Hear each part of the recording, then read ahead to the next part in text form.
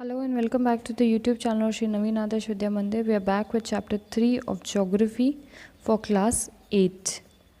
Today we are going to deal with the chapter Mineral and Power Resources. Minerals समझेंगे क्या होते हैं, Power Resources समझेंगे क्या होते हैं, उनका डिस्ट्रीब्यूशन, उनको कैसे एक्सट्रैक्ट करते हैं, कैसे उनका यूजेज होता है, ये सारी चीज़ें हम देखेंगे. सबसे पहले हम देखते हैं कि मिनरल्स कहते हैं किसको है. Any naturally occurring substance having a definite chemical composition is a mineral. I repeat, any naturally occurring substance having a definite chemical composition is a mineral.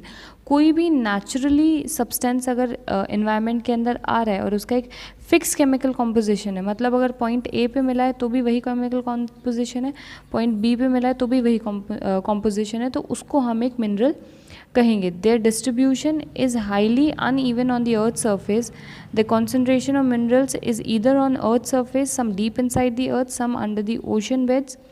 ठीक है, इनका जो डिस्ट्रीब्यूशन है वो काफ़ी अनइवन है. अर्थ सरफेस पे कहीं पे भी मिल जाते हैं, कुछ लेयर्स पे ही मिल जाएंगे, कुछ बहुत अंदर जाना पड़ेगा, कुछ अंडर द ओशन मिलेंगे. There are certain areas of the world where minerals can be found but are not easily accessible, such as the Arctic ocean bed and Antarctica. Minerals are generally found mixed with other materials or impurities, hence they need to be processed before making them usable. There are different geological environments under which minerals are found. They are formed naturally without any human interference. Minerals can be identified on the basis of their physical properties like color, density, hardness and solubility, as also on basis of the chemical properties. तो basically minerals आपको कहीं पे भी मिल जाएंगे, not necessarily हर जगह जब आपको mineral मिल रहा है वो बहुत इजीली एक्सेसिबल होगा. किसी जगह पे ऐसा हो सकता है कि आपको पता है कि मिनरल है लेकिन वहाँ से आप उसको निकाल नहीं सकते हो, वहाँ की जो कंडीशंस है वो उसके फेवर में नहीं है.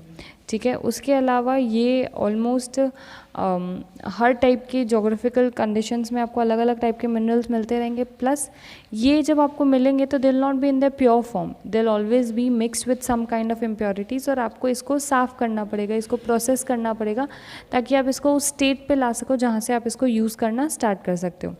नेक्स्ट हम देखेंगे जो टॉपिक है types of minerals. There are more than 3000 minerals found on the earth surface depending on the composition. Minerals can be classified mainly into 2 types. Mainly जो मिनरल्स के हैं वो 2 टाइप में हम डिवाइड कर सकते हैं, that is metallic and non metallic. Metallic के अंदर वापस 2 टाइप्स आ जाते हैं, फेरस और नॉन फेरस. मेटेलिक मिनरल्स वो होते हैं the minerals that contain metals in raw form और metallic minerals. Metals are hard substance that conduct heat and electricity, have a lustre और shine. They are ductile and generally found in igneous and metamorphic rocks. Iron और bauxite, manganese are some example. Metallic minerals can further be classified as ferrous और non ferrous. जिसके अंदर कुछ भी metallic है, कोई भी मेटल का अगर उसके अंदर सब्सटेंस है, मेटल वही चीज़ होती है जिनके अंदर एक लस्टर होता है, शाइन होता है, जो हीट और इलेक्ट्रिसिटी को बहुत अच्छे से कंडक्ट करते हैं. तो ये चीज़ें अगर किसी भी मिनरल के अंदर मिल रही है तो वो मेटेलिक मिनरल हो जाएगा. मेटेलिक मिनरल के आगे 2 टाइप्स है, फेरस और non ferrous. Ferrous is the scientific name for iron. तो जिनके अंदर आयरन का कंटेंट आपको मिलेगा वो फेरस मिनरल्स होते हैं, और जिनके अंदर आयरन का कंटेंट नहीं मिलता है वो हमारे नॉन फेरस हो जाते हैं. एग्जाम्पल आयरन ओर, मैग्नीज और क्रोमाइट्स, ये फेरस मिनरल्स है. गोल्ड, सिल्वर, कॉपर, लीड, ये सारे नॉन फेरस मिनरल्स है. उसके बाद में हम बात करेंगे second type, that is the non metallic minerals. The minerals which do not have any metal और आर नॉन मेटेलिक मिनरल. जिन मिनरल्स के अंदर मेटल का कोई भी टाइप आपको नहीं मिलेगा उनको नॉन मेटेलिक. ये जो होते हैं ये सेडिमेंट्री रॉक्स में मिलेंगे आपको. जनरली मैलेबल होते हैं, नॉन डक्टाइल होते हैं, लस्टर नहीं होता है, हीट और इलेक्ट्रिसिटी कंडक्ट नहीं कर सकते हैं. इसके कुछ एग्जाम्पल्स है limestone, mica, gypsum, mineral fuels जैसे कोल, पेट्रोलियम, ये सारे जो है वो नॉन मेटेलिक मिनरल्स होते हैं. उसके बाद में हम देखेंगे कि इन मिनरल्स को हम एक्सट्रैक्ट कैसे करते हैं. ये तो क्लियर हो गया कि हमको अर्थ के अंदर मिलते हैं. ठीक है, it may be on the top layer, may be you have to go to some down some layers and sometimes even very deep inside और even under the ocean beds. तो आप इनको जो एक्सट्रैक्ट करने का तरीके हैं वो पहला जो है that is mining. Extracting minerals from inside the earth's surface or at various depths and from the rocks is known as mining. अगर हम उसको अर्थ के सरफेस से ले रहे हैं या अलग अलग डेप्थ से ले रहे हैं तो उसको हम माइनिंग कहेंगे. इसके 2 टाइप्स हैं. पहला है open cast mining. Minerals which are extracted by removing the top layer of the earth's surface is called open cast mining. It is effective in areas where minerals are not very deep down inside the earth. ये उनके जगहों के काम के आते हैं जहाँ पे आपको सिर्फ एक टॉप लेयर हटाना पड़ता है।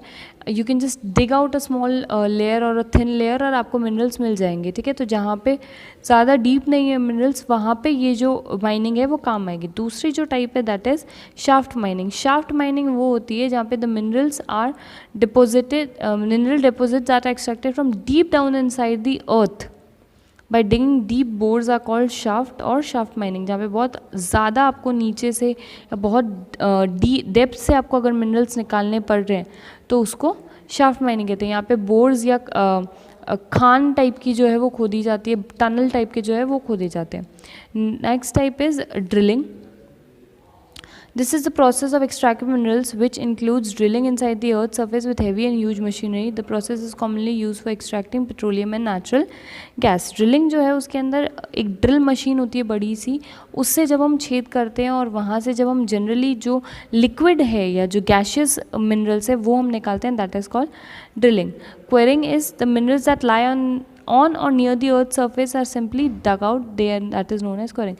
अगर जस्ट लेयर के ऊपर पड़े आपको बस उठाना है और लेके आना है, उनको हम कहते हैं क्वेरिंग. तो एक्सट्रैक्शन मिनरल्स के 3 टाइप हो गए, माइनिंग, ड्रिलिंग और क्वेरिंग. माइनिंग के 2 टाइप है, ओपन कास्ट माइनिंग और शाफ्ट माइनिंग. ड्रिलिंग जो है वो जनरली गैशियस या लिक्विड मिनरल्स को निकालने के लिए यूज़ किया जाता है. क्वेरिंग वो होता है जिसके अंदर एकदम टॉप लेयर पे होता है.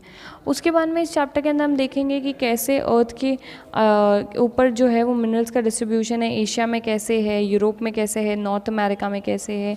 देन वही चीज़ हम देखेंगे कि अर्थ के अंदर मिनरल्स का जो डिस्ट्रीब्यूशन है वो कैसे है, पावर रिसोर्सेज क्या होते हैं, मिनरल्स को हम कैसे कंजर्व कर सकते हैं.